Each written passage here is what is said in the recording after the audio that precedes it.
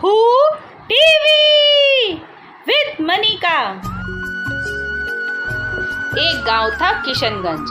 किशनगंज में माधव अपनी पत्नी के साथ रहता था। माधव बहुत ही ईमानदार और नेक आदमी था। माधव बहुत ही शरीफ और दयालु भी था। वहीं उसकी पत्नी बहुत चतुर और पैसों के पीछे भागने वाली थी। माधव की पत्नी के मन में हमेशा लालच रहता था कि कैसे ही उसको ढेर सारे पैसे मिल जाएं।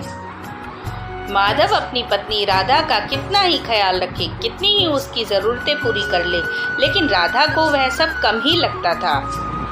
एक दिन जब माधव मछली पकड़ने के लिए बाहर जा रहा होता है, तभी राधा उससे बोली, अजी सुनते हो? क्या बात है? जब शाम को आओगे तो मेरे लिए रबड़ी जलेबी लेते आना। मेरा बहुत मन कर रहा है रबड़ी जलेबी खाने का। कैसी बातें कर रही हो? घर में खाने को तो है नहीं और तुम रबड़ी जलेबी की बातें कर रही हो। आप तो हमेशा ऐसी ही बातें करते हो। आप कितने कंजूस हो। मेरे तो भाग्य फूट गए आपसे शादी कर कर। तुम्हारा तो रोज का रोना है। अब मुझे शांति से जाकर काम करने दो। मुझे अब चैन से जाने दो, वरना हमें भूखा ही सोना पड़ेगा। माधव अब मछली पकड़ने के लिए जाने लगता है। थोड़ी देर बाद वो तालाब के किनारे पहुंच जाता है और मछली पकड़ने लगता है। सुबह से दोपहर हो जाती है, लेकिन उसके जाल में एक भी मछली नहीं आती है। हे भगवान, आज तो एक भी मछली पकड़ में नहीं आ रही। सुबह से दोपहर हो गई, एक भी मछली पकड़ में नहीं आई। आज मैं क्या ही बेचूंगा और क्या ही घर राशन का सामान लेकर जाऊंगा। वो तो रबड़ी और जलेबी का ख्वाब देख रही है। यहाँ मैं भरपेट खाना भी नहीं खिला पाता उसे। मैं कैसे मुंह दिखाऊंगा आज घर में। अब माधव बहुत ही निराश होकर एक बार फिर से तालाब में जाल डालता है, पर ऐसा नहीं होता। माधव को आज एक भी मछली नहीं मिलती है। वह बार बार जाल डालता है और फिर लास्ट बार कोशिश करता है, काश एक तो मछली आ जाए, कम से कम कुछ खाने को तो मिल जाएगा। आज का तो दिन ही मनहूस है।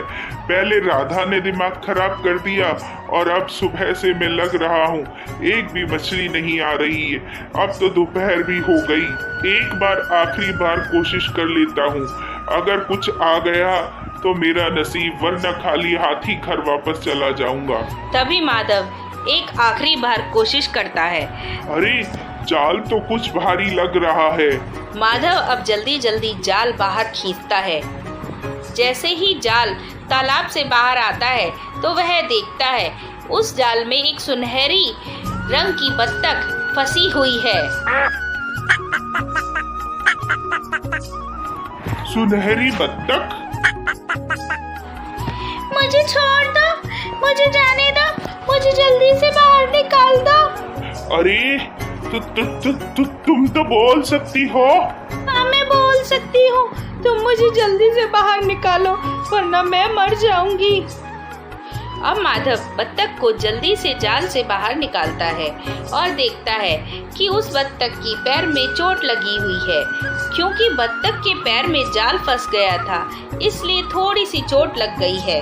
अब माधव बत्तख को गोद में बिठाकर उसके घाव पर मिट्टी लगाने लगता है। अब तो बहुत जल्दी सही हो जाओगी। तुम बहुत भले इंसान हो, लेकिन तुम इतने उदास क्यों हो? हाँ, आज मैं बहुत उदास हूँ। मेरी किस्मत आज बहुत खराब है। आज मैं सुबह से लगा हुआ था, लेकिन एक भी मछली पकड़ नहीं पाया। आज घर में खाने को भी कुछ नहीं है और मेरी पत्नी बहुत बेकार है। जब देखो तब मुझे ताने ही देती रहती है। तुम एक बहुत नेक इंसान हो। आज से मैं तुम्हारी मदद करूंगी। तुम्हें जब भी मेरी जरूरत हो तो इस तालाब पर आना और 3 बार सुनहरी बत्तख कहना। मैं तुम्हारे पास आ जाऊंगी और एक सोने का अंडा दे दिया करूंगी। सोने का अंडा? सच में? हाँ, मैं एक जादुई सुनहरी बत्तख हूँ। तुमने मेरी मदद करी, अब मैं तुम्हारी मदद करना चाहती हूँ। तुम्हें जब भी जरूरत हो मेरे पास आ जाना। मैं तुम्हें एक सोने का अंडा दे दिया करूंगी। फिर बत्तख माधव को एक सोने का अंडा देती है, जिससे माधव खुशी खुशी अपने घर ले जाता है। राधा, राधा, जल्दी आओ, देखो मेरे पास क्या है आज। अजी इतना शोर क्यों मचा रखा है? ऐसा क्या ले आए? लाओ दिखाओ मुझे।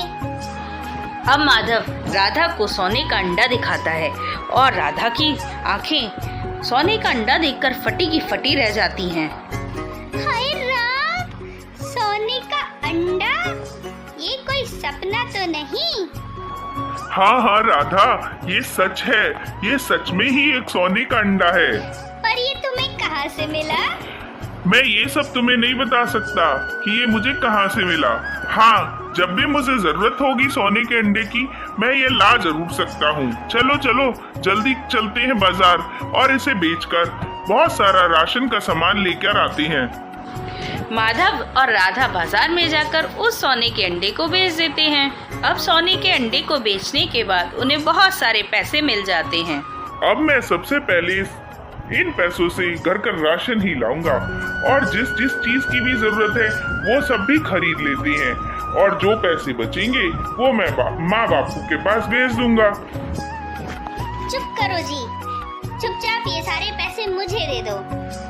मुझे पता है इन पैसों का करना क्या है। यह कहते हुए राधा माधव से रुपए छीन लेती है और वह सारे पैसे फालतू के कामों में उड़ा देती है। वह ढेर सारे कपड़े खरीदती है। अब राधा माधव से कहती है, जाकर एक और सोने का अंडा लेकर आओ। फिर माधव अगले दिन तालाब के पास जाकर सुनहरी बत्तख 3 बार कहता है और सुनहरी बत्तख आ जाती है और उसे एक सोने का अंडा दे देती है। माधव फिर से अपनी बीवी को वह सोने का अंडा दिखाता है। फिर से राधा सोने का अंडा बेचकर रुपए अपने पास रख लेती है। फिर से राधा शॉपिंग करने में लग जाती है। राधा माधव को रोजाना सोने का अंडा लेने के लिए भेज देती है और धीरे धीरे कर राधा खूब बड़ा घर खरीद लेती है। अब राधा इतना सारा पैसा देखकर बड़ी घमंडी हो जाती है, पर माधव कभी इन सब चीजों से खुश नहीं होता। राधा, मुझे लगता है मैं रोज उस बत्तख से सोने का अंडा लाकर ठीक नहीं कर रहा। रोज रोज सोने का अंडा मांगना मुझे अच्छा नहीं लगता है। हम लोगों को इतना लालच नहीं करना चाहिए। आप पागल हो गए हो क्या? लगता है तुम्हें आराम की जिंदगी पसंद नहीं आ रही। माधव राधा को बहुत समझाता है, लेकिन राधा को कोई बात समझ में नहीं आ रही होती। एक दिन राधा और माधव रात को खाना खा रहे होते हैं। अजी आप मुझे बताते क्यों नहीं, यह सोने का अंडा कहाँ से मिलता है? मैंने तुमसे पहले भी कहा है, मैं इस बारे में तुम्हें कुछ नहीं बता सकता। तुम्हें क्या किसी को भी कुछ नहीं बता सकता। मुझे उस सुनहरी बत्तख ने सब बात बताने से मना किया है। तुम्हारी ये बात समझ में क्यों नहीं आती? जब देखो तब मेरे से यही पूछती रहती हो कि मैं सोने का अंडा लाता कहाँ से हूँ। मुझे तो लगता है आप झूठ ही बोल रहे हो। आप उस सुनहरी बत्तख के बारे में किसी को बताना ही नहीं चाहते। आपको मेरे पे विश्वास ही नहीं है। अरे मैं सच बोल रहा हूँ, और तुम्हें मैं रोजाना सोने का अंडा लाकर तो देता हूँ। और तुम्हें क्या ही चाहिए? मुझे तो वो सुनहरी बत्तख चाहिए। देखो राधा, मैं तुम्हें कभी नहीं बता सकता कि वो बत्तख कहाँ है। वो जहाँ पर भी है वो बहुत खुश है। उसे आजादी की जिंदगी जीने दो। राधा को पूरी रात नींद नहीं आती और वह उस सोने के अंडे वाली बत्तख के बारे में ही सोचती रहती है। जैसे ही सुबह होती है वैसे ही वह आज चुपके चुपके माधव का पीछा करने लगती है। अब राधा माधव का पीछा करने लगती है और माधव तालाब के पास पहुंचता है तो वह एक पेड़ के पीछे छुप जाती है।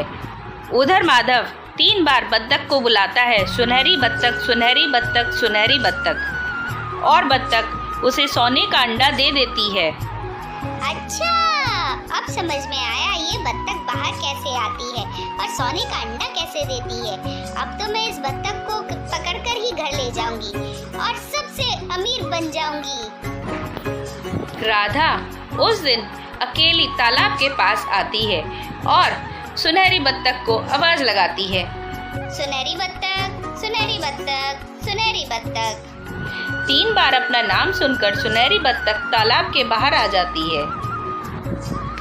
तुम कौन हो? मुझे कैसे बुला सकती हो? ये बात तो सिर्फ माधव ही जानता है।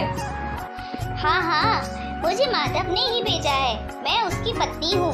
आज वो बहुत बीमार है, इसलिए उन्होंने मुझे ही भेजा है। कहा सोने का अंडा तुम जाकर ले आओ। ओह, क्या हुआ माधव को? जैसे ही सोने की बत्तख तालाब से निकलकर राधा के पास आती है, राधा वैसे ही सोने की बत्तख को एक पोटली में पकड़ लेती है। आखिरकार मैंने इस सोने की बत्तख को पकड़ ही लिया। अब तो मैं सबसे अमीर हो जाऊंगी। मेरे पास दुनिया की सबसे सुंदर बत्तख जो है, जो हमेशा सोने का अंडा देती है। सुनहरी बत्तख खुद को बचाने के लिए बहुत फड़फड़ाती है, पर राधा को तो उस पर दया ही नहीं आती। अब राधा बत्तख को अपने घर ले आती है और माधव के आने से पहले ही एक अकेले कमरे में उसे पिंजरे में बंद कर देती है। मुझे छोड़ दो, तुमने मेरे संग बहुत गलत किया। तुमने मेरे से झूठ बोला कि माधव बीमार है और तुमने धोखे से मुझे इस पिंजरे में बंद कर लिया। तुम्हें इससे कुछ भी हासिल नहीं होगा। मुझे जाने दो।